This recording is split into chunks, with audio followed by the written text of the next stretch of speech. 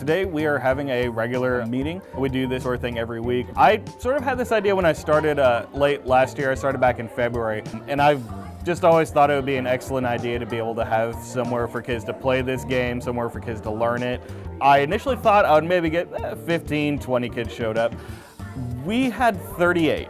We have a bunch of groups here playing Dungeons & Dragons. So Dungeons & Dragons is a fantasy role-playing game. Players are put into the role of some sort of person in a fantasy setting, and they get, sort of spectacular powers and abilities. They all cooperate, and they all basically work to achieve a common goal.